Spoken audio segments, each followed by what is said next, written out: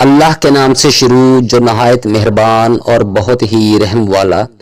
पैंतन double voice channel की तरफ से तमाम मोहतरम नाजरीन को अस्सलामु अलैकुम। मोहतरम नाजरीन, तारीख़ इस्लाम मुसलमानों की तारीखी इजादात, तरक्कियात और इंसानियत से बरी पड़ी है। आज जो वाक़या मैं आपको सुनाने जा रहा हूँ वो मुसलमानों के एक नहायत ही बावकार बादशाह का है।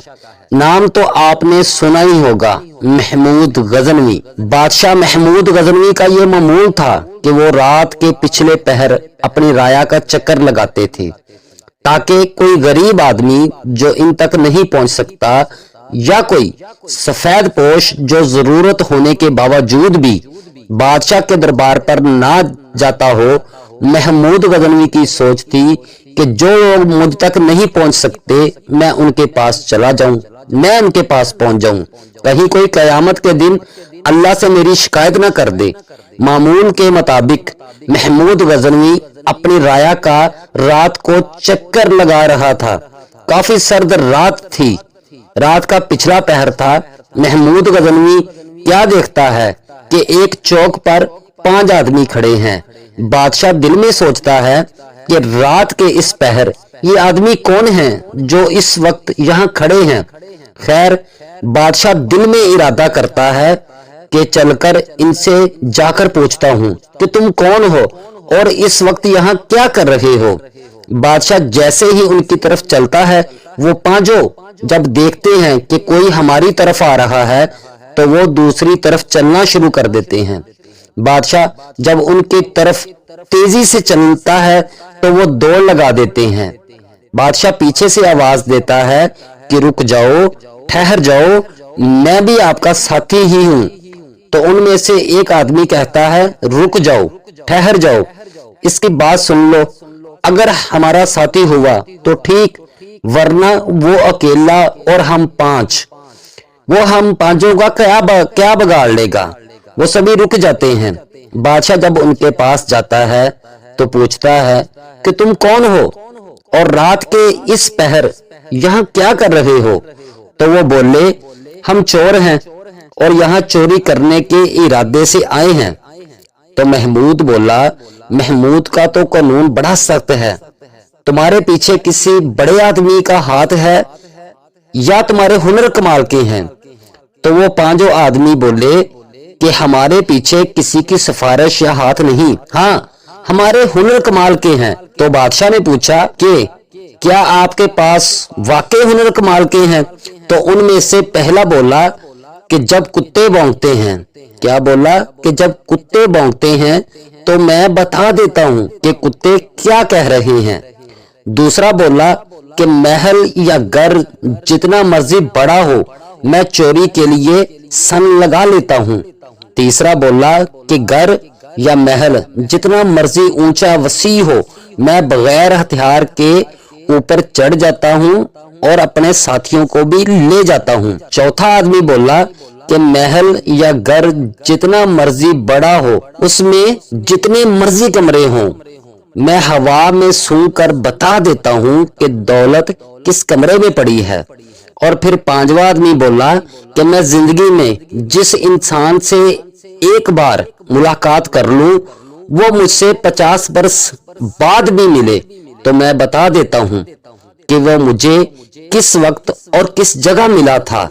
बादशाह ने जब ये सब कुछ सुना तो बोला चलो मैं भी तुम्हारे साथ चलता हूँ। तो उनमें से एक ने कहा कि तुम रात के इस वक्त अकेले फिर रहे हो, तुम्हारे पास कौन सा हुनर है।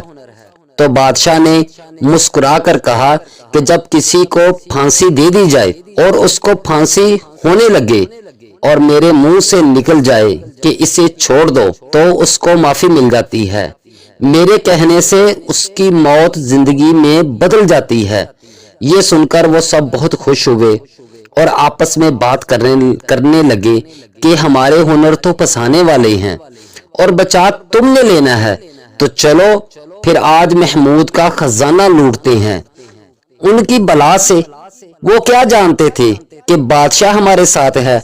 वो सारे महमूद के महल की तरफ चल पड़े। अभी चंद कदम ही चले थे کہ رستے میں کتوں نے بھونکنا شروع کر دیا۔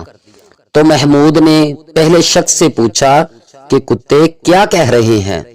تو وہ آدمی بولا، کتے یہ کہہ رہے ہیں جو تم پانجوں میں چھٹا ملا ہے وہ بادشاہ ہے۔ محمود کو تو پتا چل گیا کہ آدمی سچ کہہ رہا ہے، لیکن اس کے ساتھ والوں نے اس کی بات پر دھیان نہ دیا اور یہ کہہ کر اس کی بات ٹال دی کہ بادشاہ کو کیا ضرورت پڑی رات کے اس پہر ہمارے ساتھ ذلیل ہوتا پھرے، اور آپس میں سرگوشیاں کرتے ہوئے کہنے لگے کہ چپ کرو، کہیں یہ آدمی ہم سے جدا نہ ہو جائے، اور پھر چلتے چلتے بادشاہ کے محل کے پاس پہنچ گئے۔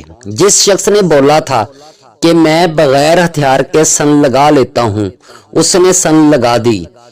تیسرا آدمی خود بھی محل کے اندر داخل ہو گیا اور اپنے ساتھیوں کو بھی لے گیا۔ جب سبھی محل کے اندر چلے گئے تو بادشاہ نے کہا، یہ تو بہت بڑا محل ہے، ہم ساری رات بھی کوشش کرتے رہے تو ہم خزانے تک نہیں پہنچ سکتے۔ چوتھے آدمی نے ہوا میں سانس لینا شروع کر دیا اور کچھ دیر بعد بتایا کہ خزانہ کس کمرے میں پڑا ہے۔ بادشاہ کو تو معلوم تھا کہ یہ آدمی صحیح کہہ رہا ہے، واقعی خزانہ اس کمرے میں موجود تھا۔ سبھی اس کمرے میں داخل ہوئے اور خزانے سے اپنے اپنے بیگ بھرے اور محل سے رفو چکر ہو گئے۔ بادشاہ بھی ان کے ساتھ ہو گیا۔ اب جو کوئی اپنے گھر کے اندر داخل ہوتا، بادشاہ اس کے دروازے پر ایک نشان لگا دیتا۔ پانچوں چور اپنے اپنے گھروں میں داخل ہو گئے اور بادشاہ ہر چور کے دروازے کے باہر نشان لگاتا گیا، اور پھر بادشاہ آ کر اپنے محل میں میٹھی نیند سو گیا۔ صبح جب بادشاہ کا دربار لگا تو بادشاہ نے اپنے سپاہیوں کو بلایا کہ جن دروازوں کے اوپر یہ نشان لگا ہوا ہے ان کو گرفتار کر کے لے آؤ۔ سپاہی جاتے ہیں اور ان پانچوں چوروں کو رنگے ہاتھوں گرفتار کر کے لاتے ہیں۔ پھر سوچتے ہیں کہ رات کو جو آدمی ہم کو ملا تھا، ہم نے اس سے پوچھا ہی نہیں کہ وہ کہاں رہتا ہے، لیکن اب وقت گزر چکا تھا۔ اب سوچنے اور پچھتانے سے کوئی فائدہ نہیں تھا۔ ان پانچوں کو بادشاہ کے دربار میں پیش کر دیا گیا۔ اب جو پانچواں آدمی تھا، جو کہتا تھا کہ میں جس سے ایک بار مل لوں اس کو بولتا نہیں، جب اس کی نظر بادشاہ پر پڑی تو وہ فوراً بادشاہ کو پہچان گیا، پر اس نے اپنے ساتھیوں کو نہ بتایا۔ اس کی پریشانی ختم ہو گئی، ان پر چوری کا مقدمہ چلا اور سزا یہ طے پائی کہ انہوں نے سنگین جرم کیا ہے، لہٰذا ان کو پھانسی کی سزا دے دی جائے۔ پھر کیا تھا، پھانسی کا وقت آ گیا۔ بادشاہ بھی وہیں کھڑا تھا۔ سب کو تختے دار پر چڑھایا گیا تو ان میں سے پانچویں آدمی بولا کہ بادشاہ، ہم نے اپنا اپنا کام مکمل کر دیا ہے، اب آپ کی باری ہے، آپ بھی لب ہلا دیں اور زبان سے کہہ دیں۔ تو محمود غزنوی مسکرائے اور بولے کہ ان پانچوں کو چھوڑ دو، یہ بات ایک وعدے کی ہے، انہوں نے اپنا کام پورا کیا، لہٰذا ان کو چھڑانا میرا کام تھا، اب ان کو چھوڑ دو۔ وہ سبھی خوشی خوشی اپنے گھر کے ہوئے۔ مولانا روم فرماتے ہیں کہ اس حکایت میں بہت سے سبق ملتے ہیں۔ محترم ناظرین، ذرا غور کریں کہ جب بادشاہ کے محل میں چور چوری کر رہے تھے تو بادشاہ چاہتا تو ان سب کو اسی وقت مروا دیتا، لیکن بادشاہ نے ایسا نہیں کیا۔ کیوں نہیں کیا؟ کیونکہ وہ جانتا تھا کہ حکومت میری ہے، بادشاہت میری ہے، صبح ان کو پکڑ لوں گا۔ غور کریں، محمود کی حکومت تو عارضی تھی۔ اسی طرح اب ہم غور کریں اپنے آپ پر، تو اے انسان، تو جب اپنے آپ پر غور کرے، دودھ میں پانی ڈالتا ہے، بے ایمانی کرتا ہے، کسی کو دھوکہ دیتا ہے، کسی کے ساتھ فراڈ کرتا ہے، دو نمبری کرتا ہے، ناجائز کام کرتا ہے، اللہ کے حکموں کی دڑلے سے انکاری کرتا ہے، اور اگر اللہ چاہے تو تمہیں اسی وقت آندھا کر دے، ہمیں بہرا کر دے، گونگا کر دے، لنگڑا کر دے اور نہ جانے بہت سے امراض میں مبتلا کر دے، لیکن وہ ایسا نہیں کرتا، موقع دیتا ہے ہمیں کہ ہم سدھر جائیں۔